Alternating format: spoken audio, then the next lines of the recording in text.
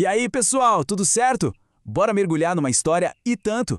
Hoje a gente vai fazer uma viagem no tempo para entender como o Brasil, que um dia foi basicamente proibido de ter indústrias, se tornou essa nação industrial que conhecemos. Então se prepara que a nossa jornada está só começando. E para a gente começar, já lanço logo a pergunta que vale ouro. Por que um país gigante como o nosso, cheio de recursos, demorou tanto tempo para começar a fabricar suas próprias coisas? Parece um quebra-cabeça, não é? Pois é, mas hoje a gente vai juntar todas as peças e desvendar esse mistério. Bom, e esse aqui é o nosso mapa da viagem. Primeiro, a gente volta lá para a época em que ter uma fábrica era praticamente um crime. Depois, vamos dar uma olhada nas primeiras faíscas de mudança que começaram a aparecer. Aí, o momento da grande virada, quando o governo entrou com tudo na jogada. E por fim, a gente vai analisar as consequências, sabe? O que deu certo e o que nem tanto assim. Nossa primeira parada, então, Brasil Colônia. Pensa em um período de mais de 300 anos, hein? Foi exatamente aí que um cadeado enorme foi colocado em qualquer tentativa de industrialização por aqui. É isso mesmo. A regra era curta e grossa. Era proibido fabricar quase tudo no Brasil. Roupas, ferramentas, qualquer coisinha de metal, tudo, absolutamente tudo tinha que vir de navio lá de Portugal. Mas por quê? Qual era a lógica por trás de uma regra dessas? A resposta está toda aqui, no famoso Pacto Colonial. Tente imaginar uma troca de figurinhas muito, mas muito injusta. O Brasil só podia fornecer a matéria-prima, ouro, açúcar, algodão, que valia pouco. Portugal pegava isso, transformava em produtos mais caros lá na Europa e vendia de volta para a gente. E o pior de tudo, o Brasil era proibido de comprar ou vender para qualquer outro país. Era um monopólio total. Um negócio excelente, só que só para Portugal, claro. Mas a história sempre dá um jeito de mudar, né? Agora a gente vai ver como esse sistema começou a rachar. Foram várias chaves que, uma a uma, bem devagarinho, foram abrindo a porta para a industrialização do Brasil. A primeira grande virada foi em 1808, com a chegada da família real portuguesa, que veio fugida de Napoleão. Assim que chegaram, o próprio rei liberou a criação de algumas manufaturas. Anos depois, tivemos figuras visionárias, tipo o Visconde de Mauá, investindo em ferrovias e outras modernidades. Mas o empurrão decisivo mesmo, aquele que não teve como ignorar, veio com a Primeira Guerra Mundial. A Europa estava em guerra, parou de mandar produtos. E aí, Brasil, como é que faz? A solução para esse problema ganhou um nome meio técnico: substituição de importações. Mas a ideia é bem simples, na verdade. Se não dá para comprar de fora, a gente vai ter que dar um jeito de fazer aqui dentro.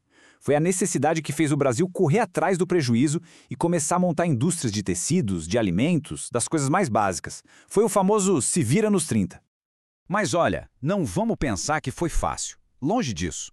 Os primeiros donos de fábricas enfrentaram cada perrengue, pouca gente tinha dinheiro para comprar o que eles produziam e a elite da época, os barões do café, não estavam nem aí para a indústria. E para os trabalhadores? A situação era terrível. Jornadas de trabalho de até 14 horas por dia e salários baixíssimos. Era uma dureza. E tudo isso nos leva para o momento chave da nossa história. Porque para construir aquelas indústrias pesadas, sabe? As que fazem aço, petróleo, energia, a força de alguns empresários sozinhos não ia dar conta. Precisava de alguém muito, mas muito mais poderoso para entrar no jogo. E aí que fica a pergunta, né? Quem é que ia bancar uma siderúrgica ou uma refinaria de petróleo? Isso custava e ainda custa uma fortuna. Nenhum empresário da época, por mais rico que fosse, conseguiria tirar um projeto desses do papel sozinho. E então, quem poderia? A resposta veio do Estado, do governo, principalmente na era Vargas, a partir de 1930. A estratégia foi direta e muito clara. Primeiro, usar o dinheiro público para investir pesado. Segundo, criar empresas que pertenciam ao próprio governo, as famosas estatais. E terceiro, focar naquilo que a gente chama de indústria de base. Mas o que raios é indústria de base? Pensa na construção de um prédio. A indústria de base não é quem faz o apartamento pronto. Ela é quem faz o cimento, as vigas de aço, ou seja, a estrutura que sustenta tudo. Foi assim que surgiram gigantes que a gente conhece até hoje, como a Petrobras, pro petróleo, e a CSN, pro aço. O governo estava literalmente construindo as fundações do Brasil industrial. E agora a gente chega na parte final da nossa viagem, para entender o resultado de toda essa transformação. A industrialização trouxe muito desenvolvimento, muito progresso, mas, ao mesmo tempo, gerou alguns problemas gigantescos que o Brasil carrega até hoje. Olha só para esse gráfico, ele deixa muito claro qual foi a principal questão. A industrialização não aconteceu de forma igual pelo Brasil. Foi como uma festa onde a maioria dos convidados ficou espremida num canto só. A maior parte das fábricas, dos empregos, se concentrou na região sudeste, principalmente em São Paulo e no Rio. E qual foi a consequência disso tudo? Bom, uma baita confusão social. Milhões de pessoas saíram do campo e foram para as grandes cidades do Sudeste procurar uma vida melhor. Esse movimento, o êxodo rural, fez as cidades crescerem de forma muito rápida e sem planejamento nenhum. Isso gerou favelas, problemas de infraestrutura e aprofundou o abismo da desigualdade entre as regiões do nosso país. Ufa! Quanta informação, hein? Foi uma viagem em tanto. Mas será que deu para guardar tudo? Chegou a hora de testar os conhecimentos no nosso quiz. Vamos nessa? Primeira pergunta na tela. Um acontecimento lá na Europa, bem longe daqui, mas que acabou dando um empurrão fundamental para a nossa indústria decolar. Qual foi? Vou dar 5 segundinhos para pensar. Isso mesmo, a Primeira Guerra Mundial. Como ficou praticamente impossível comprar coisas da Europa, o Brasil não teve outra escolha a não ser começar a produzir aqui mesmo. Lembra do nome do processo? Substituição de importações. Mandou bem demais. Vamos para a segunda. A gente falou bastante dele. Qual foi a principal jogada do governo de Getúlio Vargas para fazer a indústria pesada finalmente acontecer por aqui? Tempo na tela. Na mosca. O governo entrou em campo como o grande investidor. Usou dinheiro público e criou as estatais gigantes para construir os pilares da nossa indústria. Sem essa atitude, a história seria bem diferente. E a última pergunta para a gente fechar com chave de ouro.